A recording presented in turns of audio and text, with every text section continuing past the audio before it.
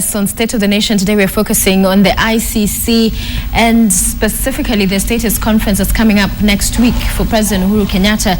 With me in studio is Elisha Onguyo, who's a lecturer of public law at the Kabarak University. Also, we have Nicholas Gumbo, who's member of Parliament Rarieda, and David Matsanga, who's the chairman of African World Media, with us. Matsanga, I'll come back to you.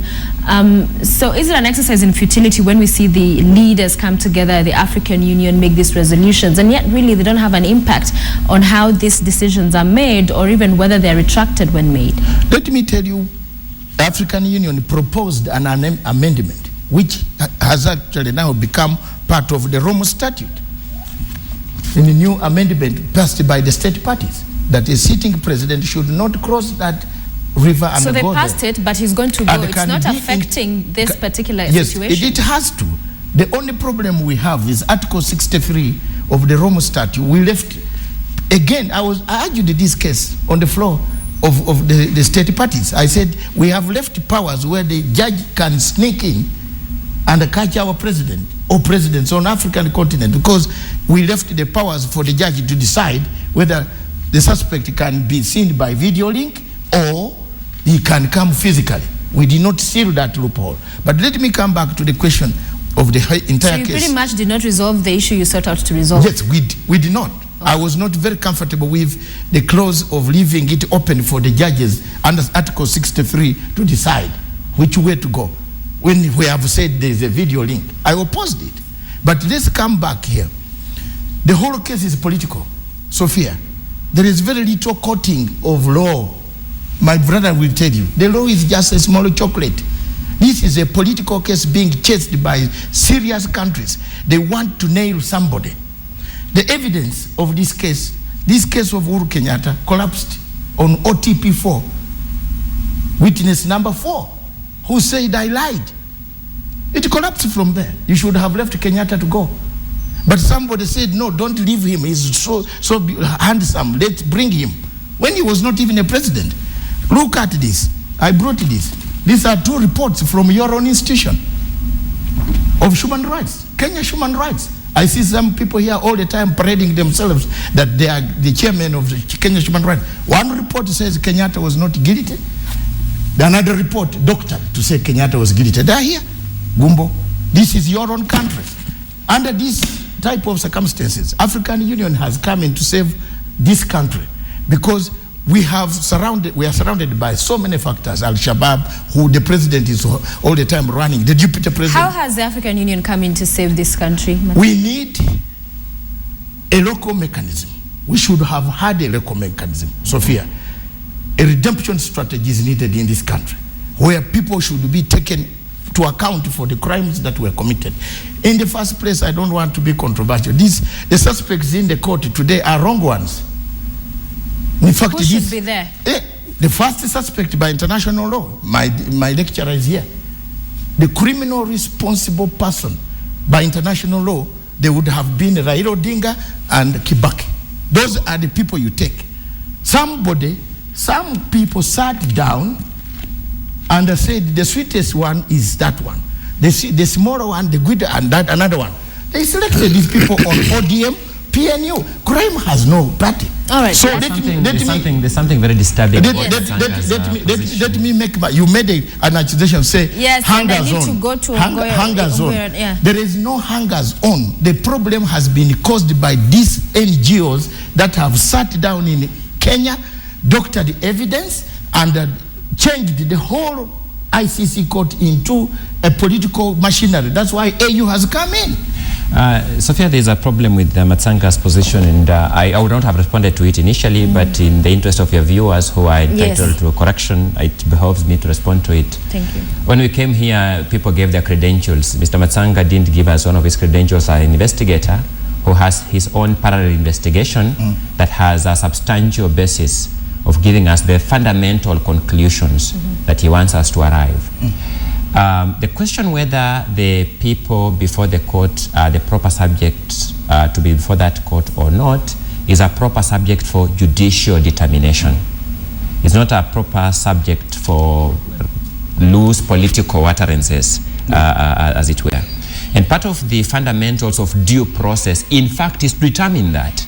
The reason why the Office of the Prosecutor does not investigate you, charge you, and convict you itself is that having said it has done what it has done, another entity has to relook at what it has done and make a determination whether it did a good job or it did a bad job. That is a story for another day. It's not fair for us sitting here to say, in fact, ourselves, we have names of people who are supposed to be there. I'm not an investigator. I don't know, actually, whether there's any evidence against them. Remember, that evidence has not been made public to date, as far as I know.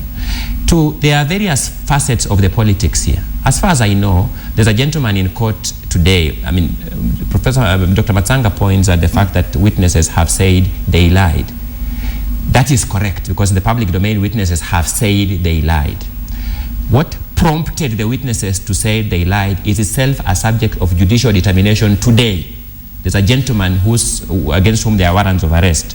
So that a question will arise in future for determination, not by me, not by you, not by Matsanga, as to whether the witnesses lied with what they told the prosecutor, or the witnesses lied in saying they were told to lie out of other influences when this is finally had in time. And these are processes that are ongoing, and I think it would be unfair. It would be a bit dishonest to the innocent viewer to treat them to an assumption that we have become these super investigators who have done our own super investigation, who have our own findings independent of what the court will find or what the prosecutor. Well, I personally, of course, with absolute respect to the views of my brother here, whether you bring in the name of Raila Odinga or Mwai Kibaki at this point, it's a moot point, to be honest, where we are right now.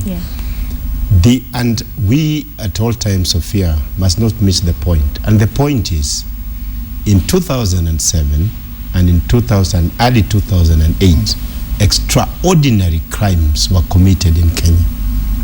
These are things that people witnessed on TV, people's heads being chopped off and being used as boulders to block roads, entire households being burnt alive.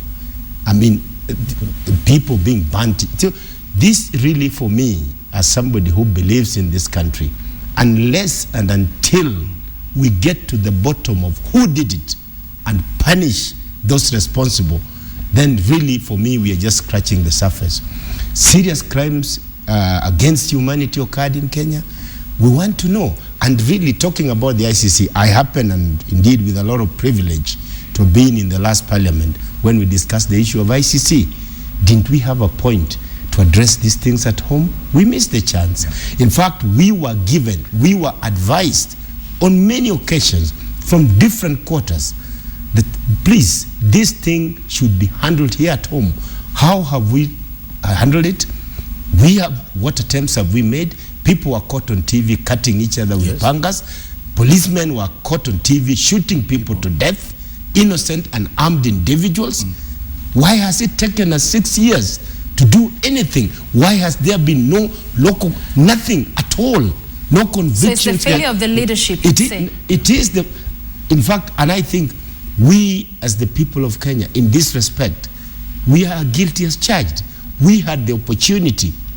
And you know, Sophia, when you have a problem, if I came here today with a broken limb, and you can clearly see that I'm uncomfortable, and you're asking me, Gumbo, what's the problem? And I say, it's okay, just give me a glass of water. Am I not lying to myself? So the last parliament failed Kenyans. We failed Kenyans. And I want to go to what the learned friend here, I mean, he's not, I'm an engineer, he's a lawyer, but what is the learned lawyer here said? Honestly, if we continue with this habit of always wishing away problems to go away, they cannot go away. Okay. Can I come in, Sophia? Yes, because it looks like before my friend runs off. What does international law say? Who is criminally? There's a difference between the common law of yours in Kenya and the international law. The international law says the person criminally responsible is the leader. Was Uhuru the leader? No. Was Kibaki the leader? Yes. But are we not ready past that? I am now teaching. I want to, because my brothers here. I'd have been happy if I got where my colleague got the definition from. Look, let's get, you talked. My position is this. Those who are responsible for this are the godfathers. In international law, we charge godfathers. We don't charge those who shoot on the street. We take them differently. The godfathers, first we went wrong. I admit we have gone wrong. There is no redemption strategy. I admit with Gomo, there should have been what we call in conflict resolution, redemption strategy. We don't have it. Not even a single half person has been charged in Kenya, yet we saw it on TV. That is wrong. Now we have another set of comedy where people went to coach witnesses, fix Gumo because he's tall, or fix Gumo because he belongs to Raida's group. That one happened. And let's not deceive ourselves here that it did not happen. That's why warrants have been issued. That's why until some of us came in, this guy talks of I'm an investigative journalist. I'm not super like Colombo. I am an investigative journalist who picked the truth and said, hey, there is a problem here. Witnesses are being coached by NGOs. NGOs sat down, they made money. Sophia, it is a tragedy that people who are very poor in 2008 are very rich today out of the misery of the people who died in the Rift Valley and other places in Kisumu, Mombasa. The chief prosecutor, my problem is I'm not against the institution of ICC. I'm against the institution of office of the chief prosecutor who was sent here, spent $400 million only to find NGO people, maybe including my brother, I don't know whether he belongs to one, and they sat down and they picked out, take Uhuru because he has got a big pocket. Right. And the last point I want to make here, because that is what it turns out to be. Uhuru's case and the Ruto's case, this effect we have now seen. And we'll talk more about that. I want to go to Onguyo because he has to leave us at 8 and you'll continue with us. So let me come to you, sir. And as far as first the AU question and what we've had, the meetings they've had, the resolutions they come up with, and that we're not seeing them having an effect on the processes. So what is it they're doing? First, you need to know this, Sophia. Anytime you find a player in a sport attempting to change rules midway through the sport, there's a problem, as a matter of principle. Okay. As far as I know, any engagement, rules are set first, then you engage. But if you begin engaging midway, then there's a sense in which there's mischief in that. And therefore, when Dr. Matsanga takes a lot of pride in having participated in this midway changing of rules, I think it's something to be embarrassed of. But the tragedy with Africa is this, and I must speak as an African because this is introspection, is that capacity to be ashamed is something that is rare. And this is an important virtue because it's what helps us gauge ourselves and engage in self-remedy of some situations. We need to appreciate the history of international criminal justice generally before we know where we have come. If you look at the Constitution of Kenya at Article 145, the President of Kenya is given immunity from legal process, except where there are grave breaches of international law. Except in the situation we have at hand. Yes. Kenyans themselves, without any influence of the EU, when making their own constitution, gave their president any immunity except when he is facing what Uhuru Kenyatta is facing now. So when we talk about this aspect of Africans and Kenyans and themselves, we assume that the position that Kenyans have is fundamentally is exactly the same position. That in the situations where you are facing what Uhuru Kenyatta is facing now, you don't enjoy immunity, not under the ICC statute, under the Constitution of the Sovereign Republic of Kenya. That's something we must understand. At the second level, the international criminal justice system was not meant to target all and sundry. It was meant to target the core perpetrators. I'm not talking about leaders. I'm talking about core perpetrators, the people who bear the greatest responsibility. Okay. If you go to the jurisprudence of the reasoning of tribunals like the International Criminal Tribunal of the former Yugoslavia, people like Dusko Tadic, who are prosecuted and convicted of that tribunal, were not presidents. These were hoteliers. These were karatekas. But the role they played in the crimes in Yugoslavia was heinous. They bore the greatest responsibility, as it were. If you go to the jurisprudence from Rwanda, these journalists were not presidents, were not government leaders, But the manner in which they spread hatred and coalesced people around the killer philosophy in Rwanda in 1994 was great. They bore the great responsibility. So you're saying Matsanga's analysis is false? It's obviously based on erroneous understanding of the law, but he has considered he's not a lawyer, and therefore I would have excused that. I'm only uttering this for the benefit of your viewer who has a right to know the right position. Sophia, there is one thing I want to come in here. If we are going to have a lecturer telling the whole nation a lie about international criminal law, there is a difference here. I'm not manufacturing my What is the difference? The difference is internationally criminal law by the ICC statute. The highest responsible person is the leader. That is why Thomas Lubanga, Bosco Ntaganda, these are leaders of the army. You don't come and take Sergeant Odoche from Busia, take him. No, you take a leader. My basis of argument here, it is in international law. A mafia godfather of Sicily is the one we are looking for. We are not looking for the person killing the person on the streets of Rome. We want to arrest the godfather so that we take out that's the basis of this Rome statute, which my friend has not read. And he's again lying to the people. I hope you don't lie to your students. This international law says those criminally responsible, Sophia, and the viewers, are the heads of those departments. Exactly. In 2007, who was the head of PNU? And I think we are losing our cause of discussion because now we are purely on this particular case. We are past that particular point. That should have been perhaps... But he's brought it back. That's why I wanted to correct. But I want to go back to him before we go on break, because he's leaving us after the when we go on break. Some of the viewers we listened to commenting on this have concerns that if he goes, he may be arrested. Could that happen? What is coming up on 8th is a status conference. It's a very administrative court process. There is no evidence going to be adduced on at the status conference. As the name suggests, a status conference. What is the position of this case as we stand? Prosecutor, are you ready? Are you, and so forth. So it's a status conference. We do that even directionally in our municipal courts. So it's one of the most remotest possibilities that anyone is going to be arrested, in my wildest imagination, on the 8th of October at the Hague. And do you know if he'll be addressing the court? The court gives directions at every stage in time. A court is always in charge of its proceedings, and if the court wants to get any position from him or from his lawyer as an integral part of that as a conference, there will be nothing out of the ordinary in him doing that. All right. And I could just add what you said. I think the problem which I, as a Kenyan and somebody in public leadership, finds very disgusting, is the habit of a majority of us to always purvey unnecessary fear.